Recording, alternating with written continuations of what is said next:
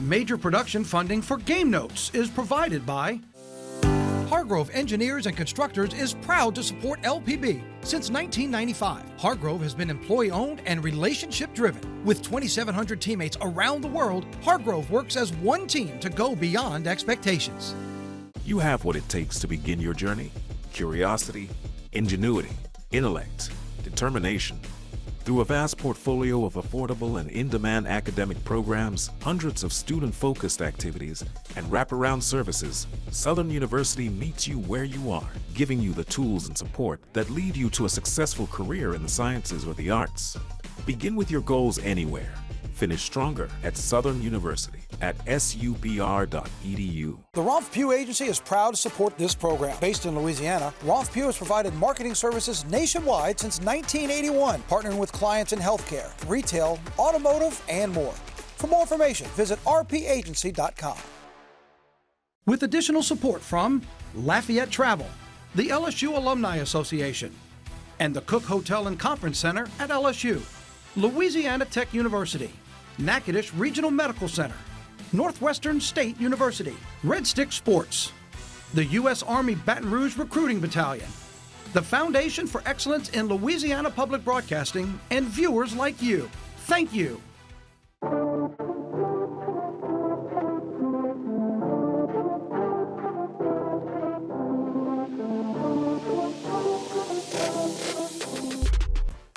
Happy Sunday, everybody. Great to see you and welcome to Post Game Notes here on LPB. That is the Super Bowl champ. His name is Scott Shanley. I'm Victor Howell. It's great to have you with us. Glad you're joining. It's the end of the weekend. If you're getting ready to hit the road for the holiday week, make sure you have a safe one, but enjoy the next hour here as we have a lot of positive football. You know, we've had some weeks, Scott, where it's been a little rough. Some state schools have struggled a little bit. This was a very uplifting weekend for a lot of schools around the state. Yeah, it's a good time of year to have that positive play on the football field. But I think as you get closer to the end of the year, there's a lot of reflection. You look back as a player, as a coach, you think about the games that you should have won that you didn't win, but there's still games in front of some of these teams that are taking advantage of those opportunities. Yeah, teams had a lot of things to play for, whether it's keeping playoff hopes alive, getting into the playoffs on the SCF's level, and for one school in our state, ruining somebody else's hopes to get to the playoffs. So lots to talk about here in the next 60 minutes. Let's get you set up with what's coming up on tap here on this edition of Game Notes on LPB. The Tulane Green Wave, well, that's one of the teams talking about the playoffs. They needed a big win up in Philly to keep that alive and the chance to host the American Championship. We will visit with them. Also the Lions on Thursday night with the Riverbell Classic against Nichols. They are waiting to hear their playoff destination. Came this morning. We'll tell you about that. And how about McNeese going on the road, final game of the season, looking to finish 500 at conference play? We'll tell you whether that guy got the job done against Lamar over in Beaumont. All of that coming up here in the next 60 minutes. But let's get started with what took place up in Ruston on Saturday. As we mentioned on Game Notes Saturday morning, if it wasn't for bad luck, it seemed like the Louisiana Tech Bulldogs would have no luck at all.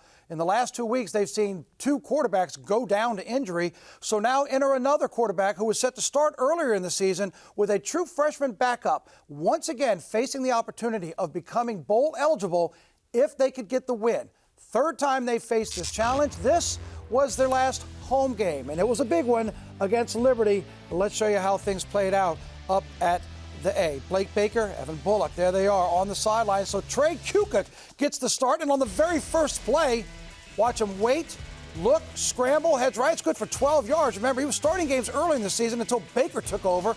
Bullock started 1 week ago before he got injured, so at least Kukuk has some experience. 6 minutes and 37 seconds after that first play, they end the drive. Andrew Burnett out of the Wildcat, 13 plays, 75 yards, great start for the Bulldogs. It's 7-6 Louisiana Tech in the second quarter when they make their first mistake.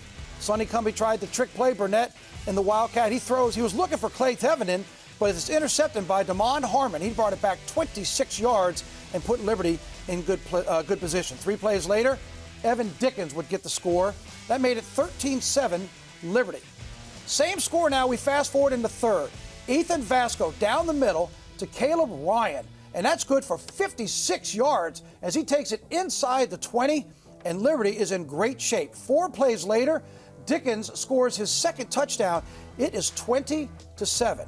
Next Liberty possession, Dickens again, left side for 31 yards. He had a monster day. 30 carries for 226 yards by himself. It sets up Vasco to Jason Jenkins. Watch Vasco keep his balance, puts his hand down, tosses it over as everybody locks in on him with the ball.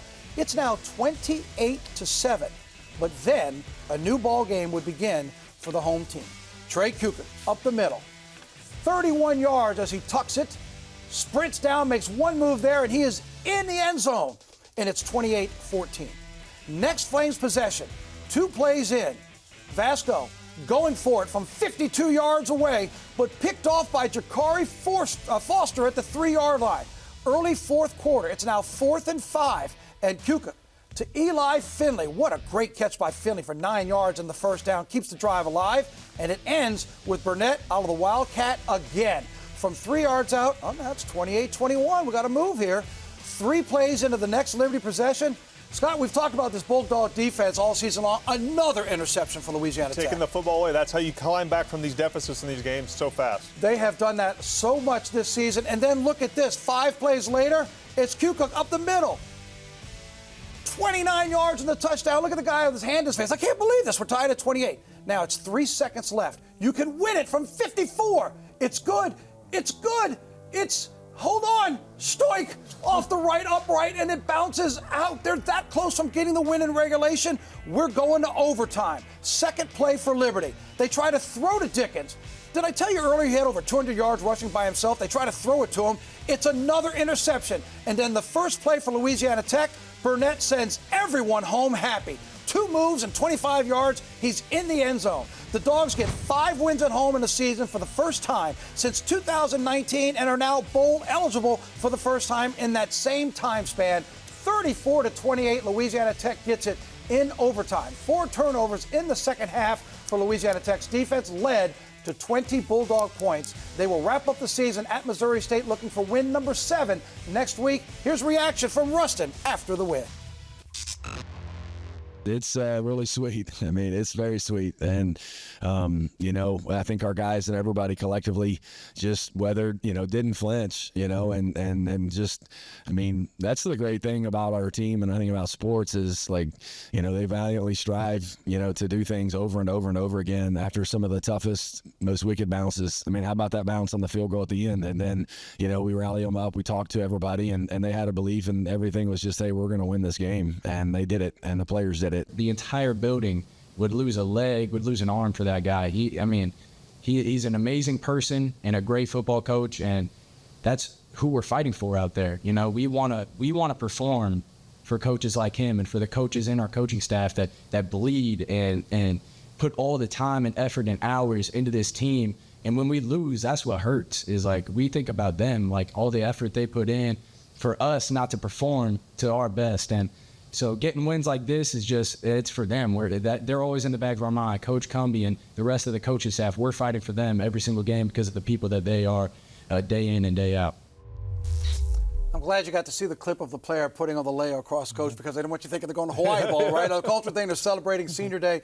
But what a great win, Scott, for Louisiana Tech. When you go back and look at it, you lose to an onside kick at Delaware in a game that you had won in the last 30 seconds. You lose at home in double overtime when they go for 2 and you wind up losing on 1 point. Then you have a 54-yarder that bounces. You're down 28-7. You got a chance to get the field goal. It bounces off the upright. You're thinking, here we go again. You've lost 2 quarterbacks in 2 weeks.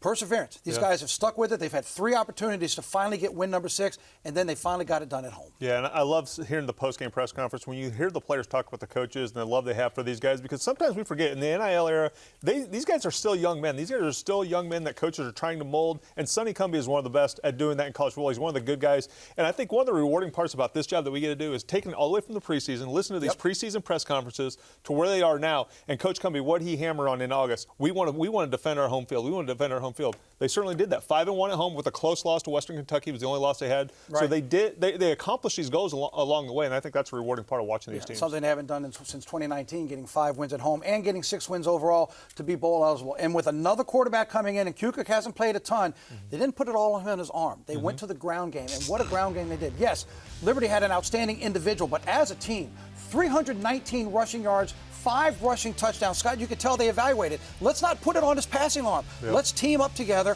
and let's run the ball. And boy, did they. Yeah, this was another team going back to the preseason. They were trying to figure out the quarterback position, and they all played, and they all showed different strengths and abilities. And today's ability was, we're going to show you what I can do with my legs. big credit to the defense for getting the ball back for this young man, but when he had an opportunity to make plays, he made plays.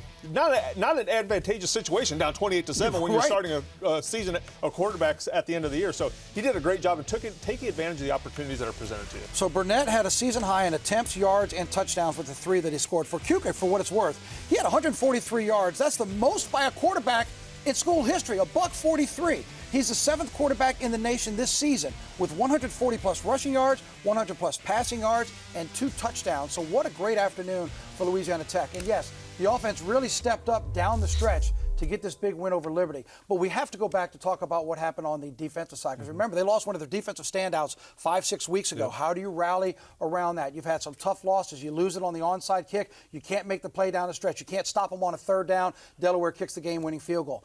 You're 2.5 quarters into this ballgame. You're down 28-7. All of a sudden, you needed that one switch, and the offense scored points because the defense made plays tremendously down the stretch of this ballgame. Yeah, they had 4 takeaways, and takeaways are how you climb yourself back into the game. We saw those. It was 28-7. It's not looking good. You get the takeaways. Jakari Foster, 2 interceptions. He certainly had a huge day for the defense.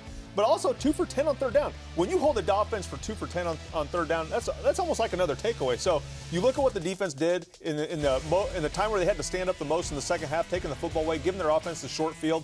That's how you climb back in from a 21-point deficit. For Liberty, for what it's worth, the last 7 passes, the last one in the 3rd quarter, every pass attempt in the 4th quarter, and the one in overtime was either an incompletion or picked off 4 times by Louisiana Tech. It's the 4th game this season with 3 turnovers for the defense. Jakari Foster now has 6 interceptions on the year. That's the most since 2014. Oh, and by the way, Jacob Fields with 14 tackles. But they absolutely shut Liberty, down the stretch, and now they get that big win, and good for them as they move on now into the chance to get into a bowl.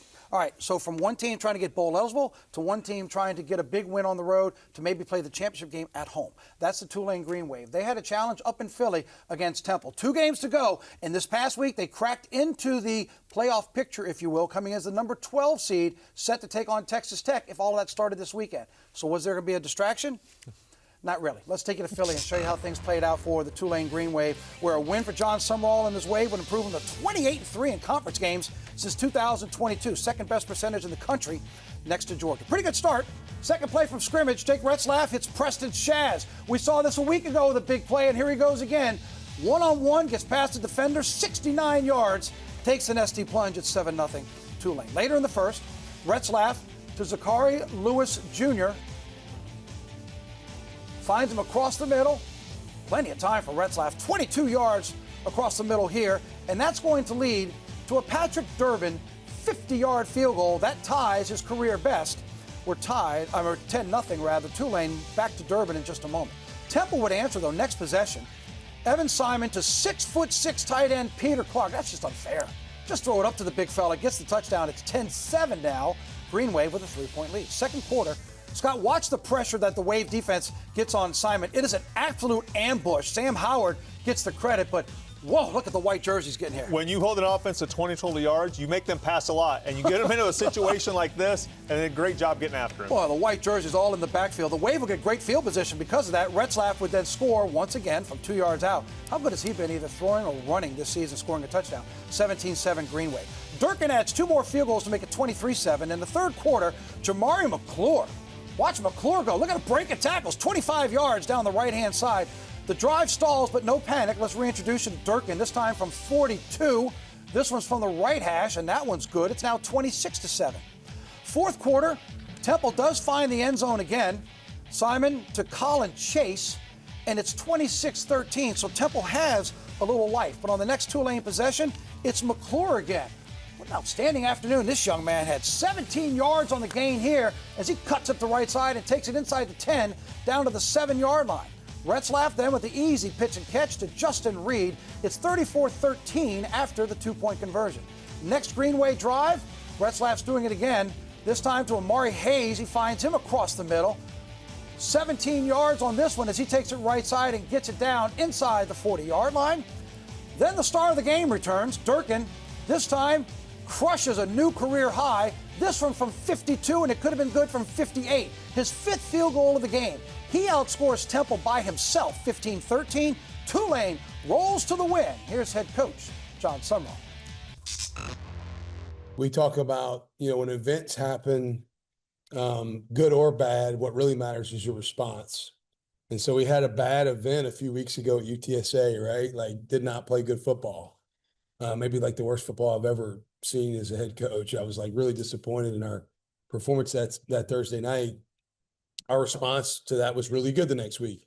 But sometimes when the events are going good, you get complacent or comfortable or casual, and I get leery of the response being lethargic or not urgent. And so I thought our guys had good preparation. They tapped into what it's going to take to play against a really good Temple team here on the road in a challenging environment, and just really proud of their mindset coming into the game. That's a big deal for us. Last 3 American teams, got beat after getting ranked. So that was a big deal. It was something that was talked about on how we gotta just not eat the cheese, right? Not eat the rat poison and keep playing our brand of ball and going out there and doing that thing. And this team, the progression of this team is unbelievable. And see where we are now, how we're playing with a purpose. You know what I mean? We're playing with a purpose on both sides of the ball. We're playing better and better each week because of it. I was just preparing for every week, just trying to prepare for it anytime they gave me a chance. And I didn't really think ahead. They just told me to trust them and keep working and just stay consistent on what I'm doing and just take care of my body. And I kept doing that. Now I'm getting an opportunity and showing up. That really means a lot to me. That's really all I've been striving for this whole year. 'Cause I knew if I can get their trust, I can really show them what I can do. And that's all I needed to do for real. Just get trust from them and then just build my confidence from there. You get every 7 days to get promoted or exposed, and we've been exposed before. Our flaws have been very evident before. And so you can't ever assume that past success has anything to do with future success. As soon as you think, we've got 9 wins, that means we're going to get a 10th. Well, that's when you're going to get beat. The only way you do it, you got to go out and earn it every day. And the only way you earn it is by preparing the right way and giving great effort. And we'll be ready. We better be ready. If we're not ready to keep playing good football, man, I'm probably going to coach these guys harder this week than I have all year. I coach them harder after wins than I do losses. After losses, I usually hug them because everybody else tells them how bad we are. Well, they certainly weren't bad on Saturday up in Philly, winning 37-13. Jamar McClure, Javen Gore did not have all that great of an afternoon. He's an outstanding young running back. But how about McClure? 17 rushes for $122. That's 7.2 yards per rush. That'll win. That'll travel. Absolutely. That playing defense, running the football, and that's what you want to see. You want to see other people starting to step up this time of year to take some of the load off Jake Retzlaff. 406 total yards. The defense outstanding. They hold Temple to $167. And now the next game at home next weekend to close things out against Charlotte. And Scott, Saturday morning, the one question I asked you was this the absolute definition of a trap game? Why? Charlotte's won 1 game all season, winless in conference. They got waxed by Georgia on Saturday. You're playing them at home, but oh, by the way, there's this Temple team up in Philly, which is never an easy place to play. 3:45 East Coast time. It's gray, it's cloudy, it's wet, it's cold. Second play from scrimmage, you go 67 yards for a touchdown pass. They were focused. Yeah. Summerall has them locked in, like he said. And that's why he's one of the most sought-after coaches in the country. I mean, one of the toughest things to do as a head coach is to keep a team locked in mentally. Sometimes coaches' messages get stale. Guys start to tune people out. Success, people start to do their own thing. A loss, people start to exhale and say, well, the season's over. I think Coach Summerall, after that UTSA game, we referenced it on our pregame show, I think after that game, that was their learning moment. It wasn't necessarily a loss. He told his team, this is a learning moment, and shame on us if we don't learn from it. This team was focused going up to Temple. It wasn't a trap game. They're ready for the bigger picture. Yeah. We're going to give special teams a little love here because I know John Summerall said at the beginning of his press conference, you didn't hear him, but he said, hey, look, I love Dirk and 5 field goals. That's great. I'd rather score touchdowns than field goals, and I get it. But if the drive stalls, it's nice to know you've got a Patrick Durkin on your team to do what he can do. Remember, he was at 4 or 5 games into the season before he'd even missed 1 field goal. Well, he's only missed 1 all season long. 5 for 5 on the day against Temple. As I mentioned, he outscored him 15-13 by himself just on the field goals. But Scotty starts the game by tying a career high. He goes left hash, he goes right hash. None of them were ever a question. And then when you need him for a little icing on the cake, that 52-yard, I'm telling you, was good from 58, if not 60, to end the game, and that is now his new career high. Yeah. How nice is that to know you can turn to this guy if needed? Yeah, without a doubt, all 3 phases, especially if you're going to be a playoff team, it's going to take all 3 phases. You have to play well to win those playoff games. I think it's a cool moment. Another thing that gets lost is you get to play in the Philadelphia Eagles Stadium as a college football player. You're the kicker out there kicking on the Philadelphia Eagles logo. So pretty cool moment for these guys to get to go up there and play in that stadium. Yeah, you see Summerall giving him some love there when he walks off the field, kind of walking off, like it's no big deal. So you want to know why Summerall might be one of the hottest names right now in all the coaching circles while he's trying to stay locked in? Well, I mentioned it to you just a moment ago. 32-1 under John Summerall. at Troy and at Tulane. 32-1 when they outrush opponents. And they certainly did that against yesterday because their young man that starred McClure had an outstanding afternoon. We've seen Retzlaff be able to do it so well. This team has really come into a night. Yeah, he mentioned the beating that they took in San Antonio to UTSA, and he wasn't happy at all about that one. But since that ball game, there has been this renewed focus of this football team. He has been able somehow to put all the distractions aside because Retzlaff's doing it in the air and the team's doing it on the ground. Yeah, and I think he's done a good job of he's adopted the old Lane Kiffin, Nick Saban saying of rat poison. Don't listen to all the good things people are telling you because as soon as you do that, that's when you fall. But I also think there's a little bit of cheese out there hanging in front of this team, and that's the college football playoff. And when they showed up as the 12th team in that playoff and they said, we really have a chance, all we have to do is take care of our business. And that's why I said pregame show, you're already in the playoffs. Temple's a first-round playoff game. You cannot lose if you want to keep on playing football. Yeah, you're turning being ranked. They're 24th ranked, but in the playoff scenario that came out with the brackets, a lot of people thought it might be James Madison. It was Tulane coming in. So as it stands, Ohio State, Indiana, Texas A&M, Georgia, for now, if this was starting now, they would all get a bye. It would be 5 versus 12 with Texas Tech, which is one of those teams you better be paying attention to the next several years. But Texas Tech-Tulane matchup, which would be an outstanding matchup in the first round. But to your point, this is why you need to be locked in because you don't want anybody else to jump you, but you basically control your destiny starting next week at home with Charlotte. There's no doubt. And I think Tulane's one of those teams that if you're the 5th seed, you don't want to meet this team. I think they're one of the best coached teams in the country. They have an experienced quarterback who's played a lot of football. He's a great leader on the football team. The defense settled down after that UTSA game. And now the special teams, the kicker goes 5 for 5. They're playing well in all 3 phases, and you can get beat by teams like that in the playoffs. Some new rankings will come out later this week. And don't forget, they'll wrap it all up at home next Saturday against Charlotte. The Cowboys from McNeese looking for the first win in Beaumont since 2019 with a new quarterback. Jake Strong suffered an oblique injury this week, so Alex Flores, number 15, got the start. Devin Lippold, number 19, would also see action. First play for Lamar. Aiden McCown up top, 50 yards to Nair Jones. Great reception by Jones with 2 Cowboys blanketing him on each side. 4 plays later, McCown to Isaiah Jones, 7 yards. It's 7-0 Lamar. Remember, Stephen F. Austin, now they're going to the playoffs. Southeastern won on Thursday. They're going. Lamar needs a win here so they can prove, hey, take 3 from the South End Conference. Well, later on in the first, McCown's pass is picked off by Shoes Brinkley. Look at the tip drill. Takes it off the deflection, and the Cowboys are in good shape. It leads to a 4th and goal to start the second quarter. Cowboys go for it, and they come up short.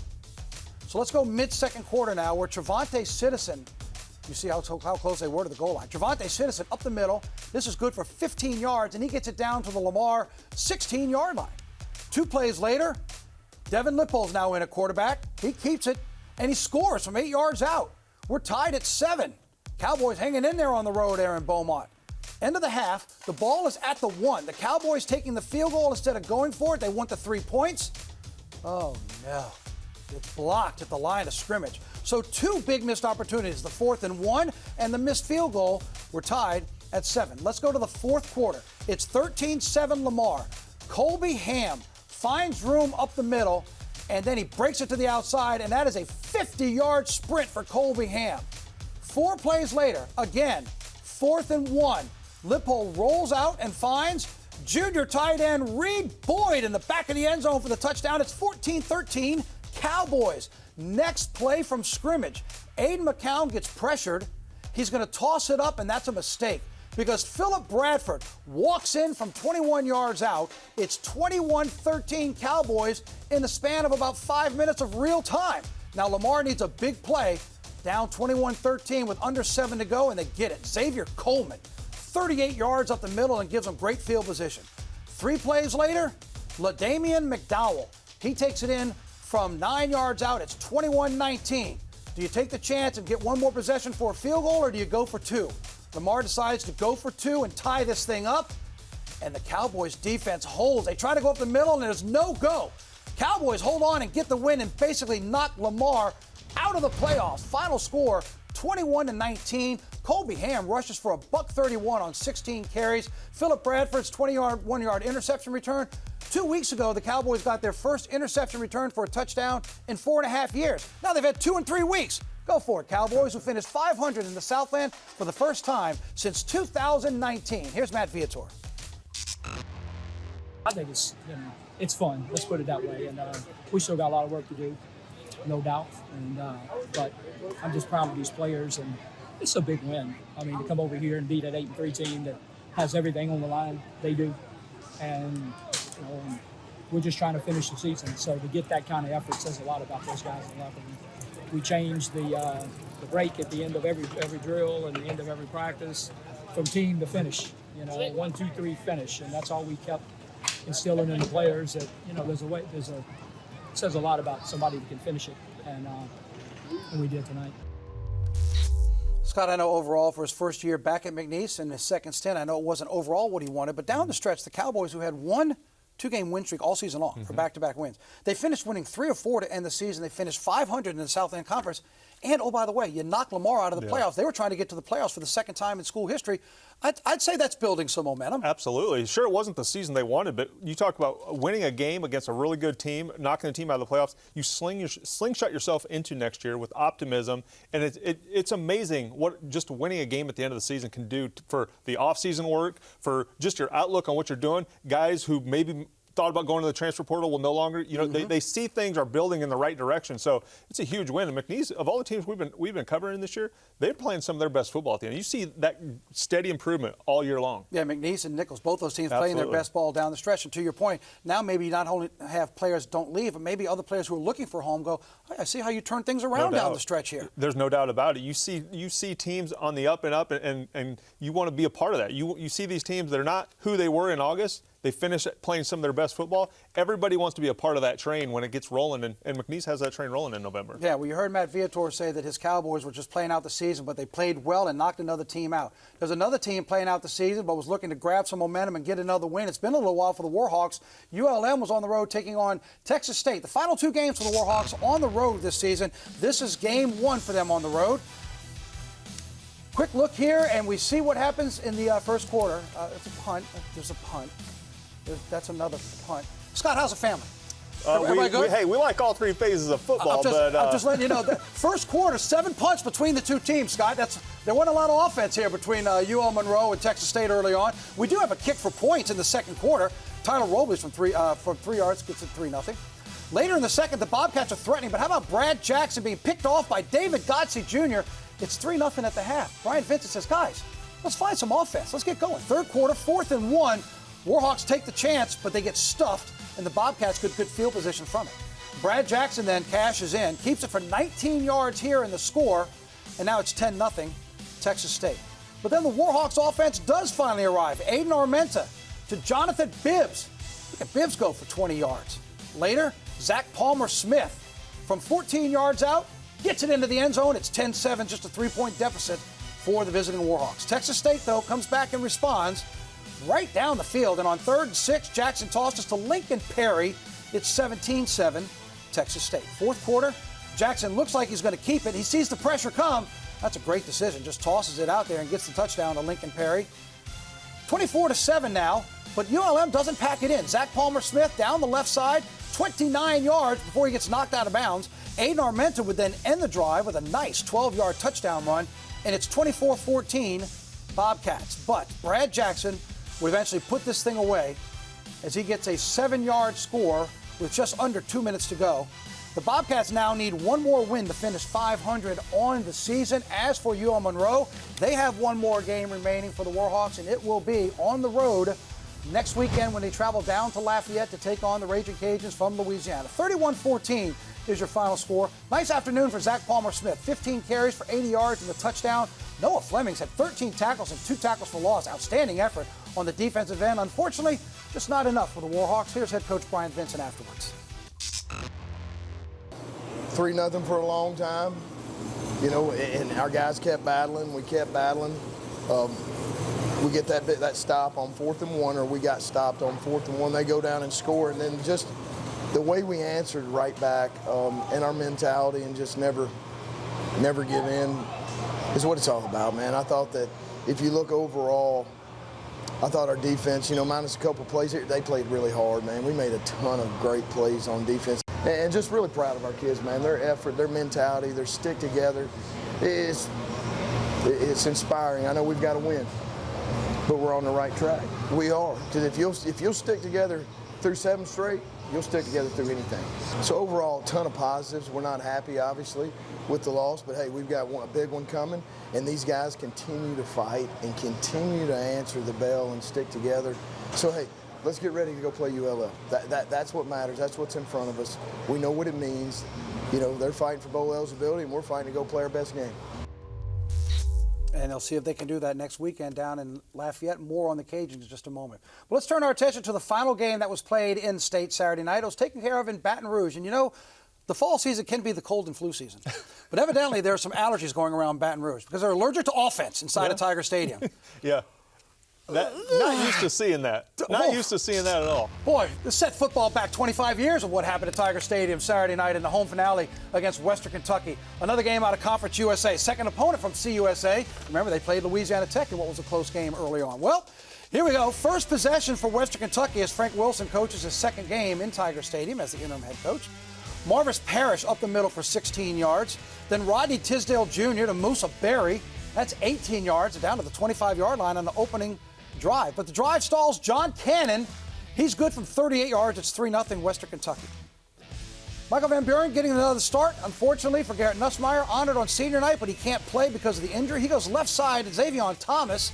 That's good for 18 yards.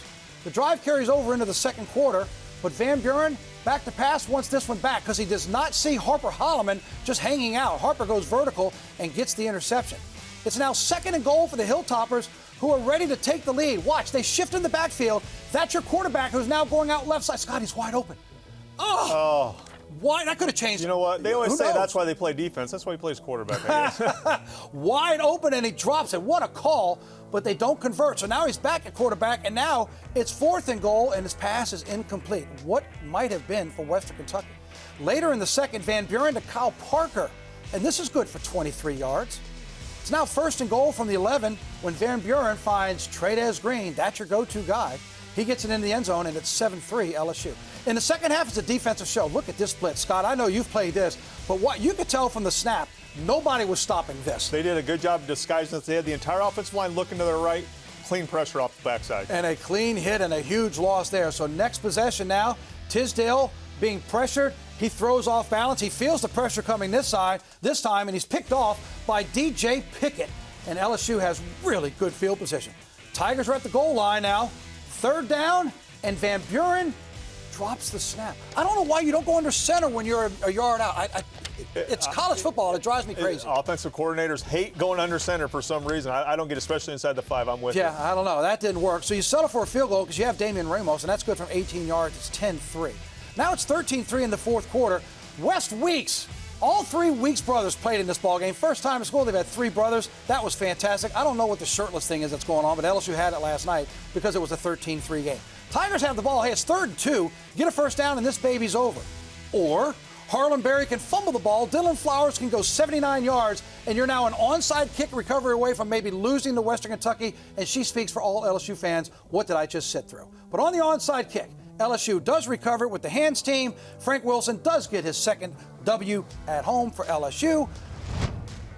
The defense held Western Kentucky to 19 total yards of offense in the second half, yet needed an onside kick to hold on to the win, 13-10. 5 sacks, 6 tackles for loss for that Tiger defense. There's not much to talk about for the offense, just the fact that they got enough to get it done. The Tigers will finish up the season on the road, at least the regular season, next weekend at Oklahoma. Here is post-game comments. At the grand scheme of it, however the game played out, here's all they know. LSU won 7 games. We won the game today. How we won, we found a way. If you win by 1, just find a way to win. And I'm proud of our team for doing that and being able to give that to our seniors. Hey, Frank, could you just give a comment on the 3 Weeks brothers getting on the field at the same time? Yeah, I thought that was pretty sweet. When we, as we recruited each one, that was kind of our sales pitch to David, to their father. How about not just 1, but 2? Well, how about a 3rd one? Like, that's never been done before. I don't know if there's been 3 brothers on one team. I know of several that had 2. But certainly a special moment for that family and for them to be able to walk out with West as he was recognized in the early going of the game when we recognized our seniors on senior night is certainly a special moment for the family. A wonderful family. We enjoy them. They're high quality, talented young players that bond together and allows us to be a good football team. And so it was good to be able to share that moment with them and give them that moment. Scott, before we move on to what has been the story in Baton Rouge this week before that ball game, we should do a tip of the cap to the defense. Because, look, the offense, we know, they obviously have their problems. Still can't get north of 25 points against a D1 opponent. 19 total yards that defense allowed in the second half. Western Kentucky had 24 rushing attempts for 22 yards on the game. Yeah, Western Kentucky's a team that, if you don't follow them a lot, they put up a lot of yards and a lot of points against teams. And I know they're playing LSU, but I think this LSU defense, they finished the season really strong. Early in the year, they were one of the better defenses in the country. They had a lull in the middle of the season when it came to defending the scrambling quarterback for Vanderbilt and then Texas A&M, but really finished the season strong. I think Blake Baker's done an outstanding job with this defense. And they'll have their hands full next week up in Norman against Oklahoma, but we'll have time to talk about that next weekend. So the big story surrounding Baton Rouge this weekend has been the head coach at Ole Miss. And the Rebels were off this weekend. They're getting ready for Mississippi State in the Egg Bowl coming up on Friday after Thanksgiving. The university had a meeting. The athletic director had a meeting with Lane Kiffin on Friday, and then they put out the announcement that Lane Kiffin and his future, their announcement will be made next Saturday. Well, at the same time that was going on, Yahoo Sports is reporting that LSU has put together a package, and they are set to present it to Lane Kiffin. And here was the report by Ross Dellinger. 7 years, $90 million for the contract, but it is incentive heavy. I take you back to Governor Jeff Landry and his argument and his complaints about Brian Kelly's contract. $25 million for NIL and revenue sharing for the team. And per Ole Miss, Kiffin's announcement will be made on Saturday. So, Scott, I go back to what we saw earlier this year, and you and I talked about this a couple of weeks ago. Kurt Cignetti at Indiana, his name is red hot in the coaching circles. They signed him. He signed the deal and announced it. SMU's head coach is a rising star. He signed it. They announced it. You got to figure Kiffin's going. Now, either he's playing chess and everybody else is playing hopscotch and he's going to Florida and he's staying and he's just trolling everybody, or else he's coming to Baton Rouge, but they want him to coach the Egg Bowl, but then they're going to say, you know what, for the playoffs, if you're leaving, move on. Because I don't know why else you would announce it. Well, I think Ole Miss, this is all a leverage game at this point. Obviously, there's multiple teams that want Lane Kiffin, and when you have multiple teams that want you, Ole Miss is going to have to pay him. I truly believe he is happy there. But dollars and cents have a way of making you not happy immediately. So I think it would be a great fit, LSU. Last night's game was a perfect example of they need offense. Yeah. You bring Lane Kiffin in, you're going to score points. You're going to get the best players out of the portal offensively. And I think, covering the 2019 team and people who saw that 2019 team, you want to see points and explosive points in Tiger Stadium. So I think it would be a perfect match. And I think immediately this team would be contending in the college football playoff. I'll just add this. That does give folks in Oxford one more week to get to the Egg Bowl and win that game because they need to keep it going. But if you have boosters that want to try to rally and they're not upset by this, it does give them one more week. So as we've been saying, stay tuned. We had Thursday night football in the Sun Belt Conference. Michael Decimo and the Cajuns facing the Red Wolves from Arkansas State. Need to get a win and then win their last game to be bowl eligible, and this is not what you wanted. First quarter, it's already 3-0 Arkansas State when Lunch Winfield got stripped of the ball. Arkansas State's Cody Sigler got the perfect bounce and scored 27 yards on the return, but look at Lunch. Look, it's my bad. We're good. The Cajuns bounce right back. Winfield takes him right down the field. Dylan Perry punches it in, made it 10-7. Early second quarter, on fourth down, Winfield holds true. I got you. He gets into the end zone, and just like that, it's 14-10, Raging Cajuns. Now 17-13 after a Tony Sterner 41-yard field goal. The Cajuns kicking it off. And if we're showing you this, it's one of two things, a turnover or this. And he outruns everybody. 93 yards on the kick return for Arkansas State, and the Red Wolves are back on top, 20-17. But the Cajuns answer immediately.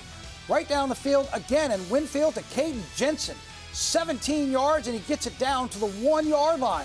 And I love it that the next play, the Cajuns go up-tempo. They get to the line of scrimmage. Winfield keeps it, hesitation, gets it into the corner, and scores a touchdown. It's 24-20.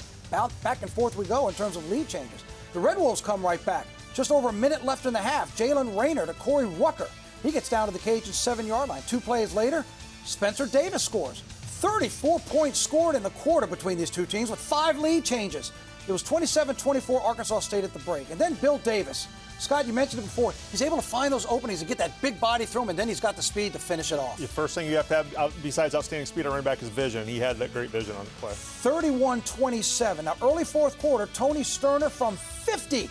It's 34-27. His second 50-yard field goal this season. It was this close. Yeesh. But he got it over, and it's a 7-point lead. Now, end of the game, it's 34-30 Cajuns. 9 seconds to go. Red Wolves to the end zone. It's incomplete, but Avery Demery called for interference, so we go down to the 2. 6 seconds to go. First and goal, pass, incompletion. Second down. This is it. You're down 4. Got to get a touchdown. 3 seconds on the clock. Jalen Rayner keeps it, goes right, decides to make the cut. But look at the white jerseys. 1, 2, 3, 4, 5 of them converge. He stretches the ball out, but he stops short. It took him forever to look at this and blow the whistle dead with the play, but all said and done, the Cajuns hold on to win 34-30, and bowl hopes are still alive. Michael Decimo, talk to us. Honestly, biggest fear going into it was a 2-minute drive with him with the ball to win the game, to be quite honest with you. I've seen him do it on tape all year. I've got to tell you, our defense did a phenomenal job. You know, we kept him in the pocket, made him complete balls. We knew he was going to take checkdowns. You know, we didn't do a great job rallying and tackling the checkdowns at times. Other times we did. But 90 yards is a long way to go, you know, under 2 minutes to have to try to win the game. And, you know, we were able to make them drive it and earn the whole way down the field. And then certainly, you know, the stop at the end was really physical and, you know, showed a heck of a lot of grit. The biggest thing I got to say, man, hashtag relentless, man. That was the theme since January. I told the guys in the huddle, I was like, we made these plays in January to waste the clock, to keep the ball and play our game and win this game. We've been made these plays in January. So relentless is the biggest thing that everybody on the team knows. I say the same thing in every meeting we have. They laugh at me, but it's true. I say same goals, same vision. Everybody had the same goals and the same vision. So that's the biggest thing. You're just proud of your team, you know, ability to go out and, you know, we know we have some younger guys, less experienced guys, and, you know, we kind of take the weight. It's just, it kind of inspires you to, you know, play harder for your teammates. Those are the guys, man, that you're so thankful for, like in today's world, that they want to be here and this place matters to them a whole lot. And even, it's not just when things are good, man. I mean, these guys are raging Cajuns, and I told them in the locker room, I'm so glad the game played the way it did. So I'm so glad everybody got to see what this team's all about. So that's who they are. They're gritty and they're tough and they're resilient. And, you know, it starts with the leadership on the team and the guys that put it all out there for our team. Scott, we mentioned earlier in the program that if Louisiana Tech didn't have bad luck, there'd be no bad luck at all. You can kind of say the same thing for the Cajuns. They went through 3 quarterbacks through the first 4.5 games of this season. But let's look at this game for just a moment.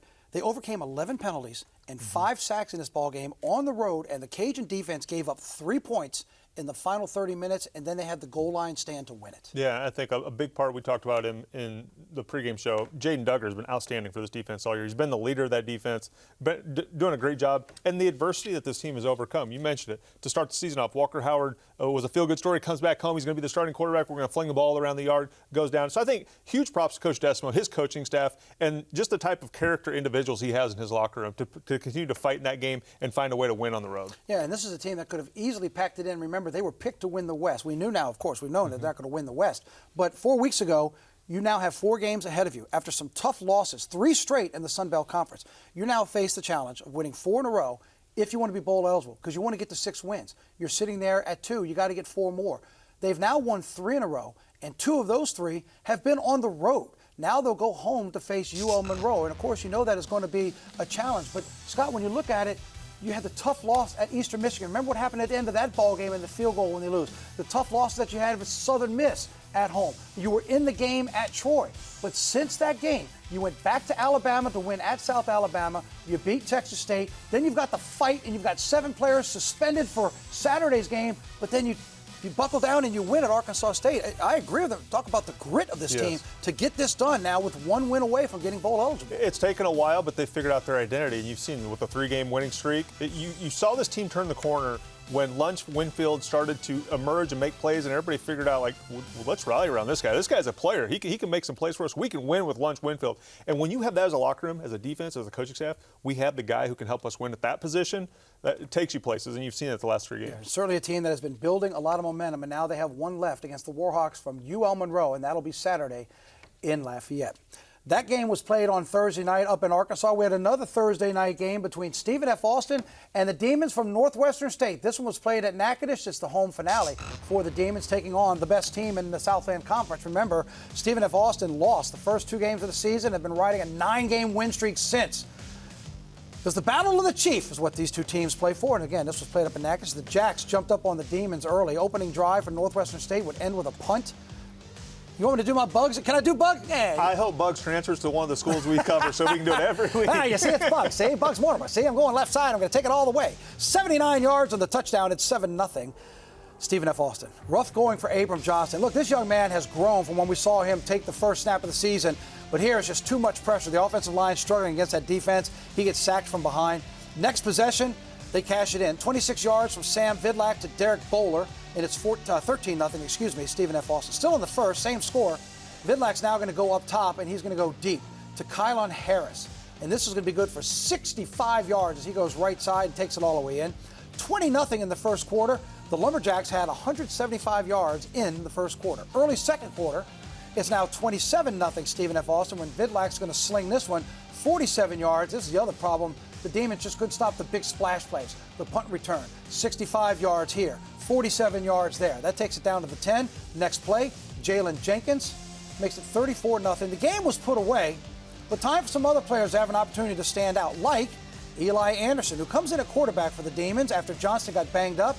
Hits Cameron Davis going across the middle. That's good for 24 yards.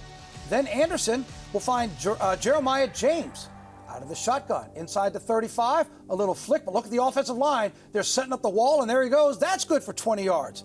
Finally, the Demons have a chance to punch it into the end zone, and the nice release by Davis for the touchdown. 8 yards on the completion. Cameron Davis brings it in, and the Demons are on the board. In the fourth, watch Jeremiah James here. Finds some room, goes left side, and he's off to the races. That's a big splash play. 44 yards for him. Anderson then again will find it for the touchdown, his second of the day. 5 yards to Ty Moore in the back of the end zone. Some positive playing time for some Demons, but this was all Stephen F. Austin, and they keep college football's heaviest trophy. The Jacks rolled up 600 yards of offense and won 62-14. After losing the first two, they've now won 10 in a row, captured the South End Conference regular season title. Nice effort by Eli Anderson for the Demons. He threw for $150 and 2 scores. The Demons finished the season at 1-10. Here is head coach Blaine McCorkle. You want to see you guys finish their career and make a play and make a lifetime memory there, and good for them. I think that both of those guys, the thing that's unique about them, they'd rather win the game than make that play. And I think that's the beauty of those two guys and a lot of guys in our senior class. It's a team game, and again, those things are exciting for a senior. But Ty Moore is a Northwestern State football player to the core. His mom's in our Hall of Fame here as a track athlete. His dad was an unbelievable tight end here back in the day. He actually played for Coach Joseph when he was here before. And Ty Moore has been thinking and dreaming about Northwestern State football since he was born. So we'll definitely miss him. And then he was a heck of a player for us. I don't know where he finished receiving this year, but he might have been our leading receiver. Now it's all said and done. I'm not sure. But it's exciting to see him finish his career well there. And what's fun about Ty is he's going to stay around here as a graduate assistant actually for our softball team, which is pretty cool because his family's got a pretty neat story with softball as well. And then Eli's a guy that is kind of modern day college football. He's only been here 1 year, transferred in here after Mississippi College dropped their football program last year. Shame on them because that was once a proud program that's not there anymore. But he's been a great teammate to a lot of people. He's been a great backup at the right time for Abram. He's been supportive. And when he's had his opportunities to get called on, he's done a good job. So happy for those two guys to have that opportunity. But again, all 12 of our seniors, I promise you, would rather win the game than that. Well, we just looked at 2 games that were played on Thursday night, but there was a third, and this one was played in Hammond, where it was up for the River Bell Classic and the River Trophy between the visiting Nichols Colonels and the Lions from Southeastern. Last year, Southeastern was hoping at the end of the season they could get into the postseason in the playoffs, and they fell short. This year, they felt confident that they're going to be in, but they knew they'd get in if they could get a win over the Colonels. The interesting thing in this little scenario between these two teams, it's the road team that's been taking the trophy home for the last several years. So could Nichols pull the upset? That's what they were looking for. Well, here we go. Inside the first minute of action, Ian Rodrigue would scramble. The Lions force him to cough it up. Khalid Moore forces the fumble. Cameron Ford recovers. And 4 plays later, Carson Camp to Jalen DiMaggio. And that's a touchdown. And just like that, 18 yards later, it's 7-0 Lions. But the Colonels do respond with their own defense. The Lions have to punt deep in their own territory. Alec Mahler's kick is blocked by Kelvin Gray. Ty Marsh picks it up and returns it 16 yards for the Colonels. And 2 plays later, well, they're going to go to their big running back, Shane Lee. He gets the direct snap and takes it in from 8 yards out. And just like that, the Colonels have knotted this thing up at 7. You knew this was going to be a good game. Colonel's been playing their best football of the season, and the Lions are trying to roll into the postseason. Well, under a minute to go in the quarter, Carson Camp hits Jordan Williams 26 yards down to the 10-yard line, and we carry over to the second quarter. And in the first play of the second quarter, bottom of your screen, that's DiMaggio in motion, DiMaggio catching, and DiMaggio scoring. 14-7, Lions back up top. 5 minutes to go into the second quarter. Shane Lee again takes the pitch, right side, 17 yards, and the Colonels knot this thing up at 14 apiece. Later in the second quarter, Kyle Lowe is in at quarterback. He's going to hit DiMaggio for his 3rd touchdown. Scott, I keep watching this and I keep saying the same thing. This should be a crime. That's illegal how good this is. The DB does everything. Take away the inside, coach told you. Well, he didn't tell you this guy can go up and high point the ball like this. Just a good job of putting your playmakers in position to make plays. That's his 3rd touchdown already of the ballgame. What a pass and what a catch. 21-14 Lions up top. Takes the Colonels 3 plays to answer. This time it's Corey Warren Jr. 47 yards, and we are knotted at 21 apiece. But Southeastern then comes right back. Lowe keeps it this time, breaks it up, avoids 1 tackle right there, gets it into the end zone, 22 yards. It's 28-21. First play of the third quarter, the Lions are up 10. Whee! Snap goes wrong, and it's bad news for the Lions. Great attempt, but falls over the ball. Lions eventually jump on it instead of the Colonels. That's the difference between being 7 points and just 2 points, but it is a safety, so it's 31-23 Lions. Colonels add a field goal to make it 31-26. Look at Jaden Henry. Leg day, baby.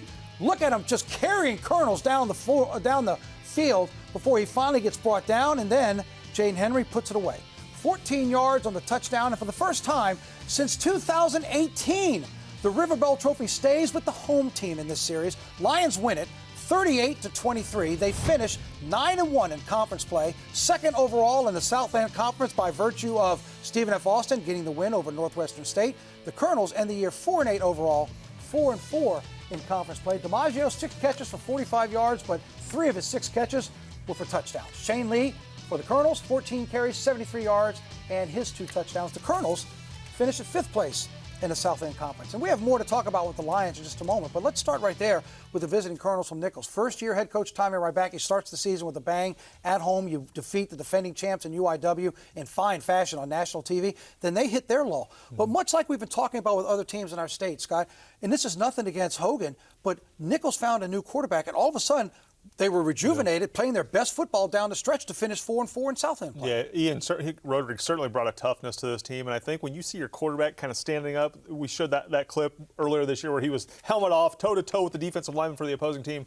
That resonates well in the locker room, and I think this team played well defensively. Shane Lee was outstanding all year as a running back, so they had that running identity and controlling the line of scrimmage. But just much like McNeese, Nichols played their best football late down the stretch against a really good Southeastern team. You looked up in the fourth quarter, and it was 31-26, and they're going toe-to-toe with a playoff football team. Yeah, and remember, they lost to the high-scoring team in the Southland Conference in Texas, Rio Grande Valley by a touchdown.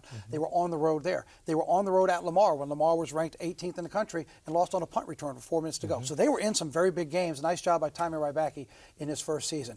As for the Lions, well, now they get the win, and they knew they would lock themselves in to a postseason position. And this is a team, remember, they lost to Louisiana Tech, they lost to LSU, had 1 close loss on the road in conference play. But, boy, this team has really found its identity in all 3 phases of the ballgame. They've done a really good job. They found, I think the thing that's impressed me most about Southeastern is they played really good football in all 3 phases, but not every week. They've done it in a way where they find a way to win differently every single week. And that, to me, is a sign of a well-coached football team, a gritty football team where you're not going to win the same way every single week, but you find a way to win that particular matchup against the opponent you're playing. Yeah, so the game was played on Thursday. Then they had to wait until Sunday because earlier today the announcements were made for the brackets. And let's take a look at them because the Lions come in as a top 16 seed. They get in as the number 16 seed.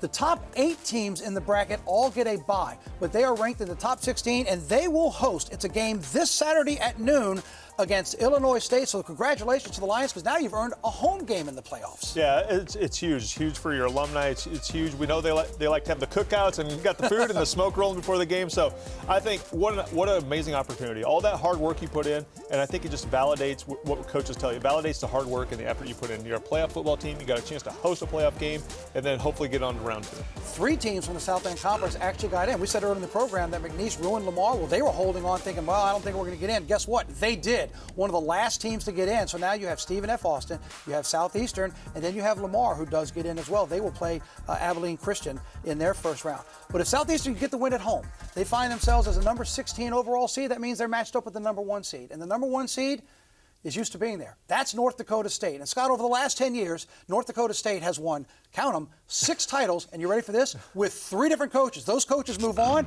but you talk about a system and a program, that's what they have. They are the bellwether. They are what everybody epitomizes wants to be in that level of football. And I don't know, maybe it's because it's so cold in North Dakota State, they set up shop in these warm climates. Hey, you have to win so we can go vacation in a warm spot, but they've done an outstanding job. They're a big, tough, physical football team. They control the line of scrimmage, and when you play North Dakota State Bison, you better buckle your chin strap because it's going to be an all-day game at the line of scrimmage. Yeah, so when you think of what's coming up this coming weekend, LSU finishes its SEC slate trying to get one more win at Oklahoma. Southeastern at home at noon on Saturday. It's a playoff game. The Raging Cajuns need a win to become bowl eligible. Tulane at home against Charlotte. They get one more win. They could be hosting the American Conference Championship. There's a lot going on. And Lane Kiffin plane watch. Oh, there's that too. That's right. Okay, and we'll see that announcement because it comes on Saturday. So until we see you then, we hope you have a very happy and blessed Thanksgiving holiday. Be safe if you're traveling, and we'll see you next week for Game Notes. For Scott Shanley, I'm Victor Howell. Thanks for joining us here on LPB.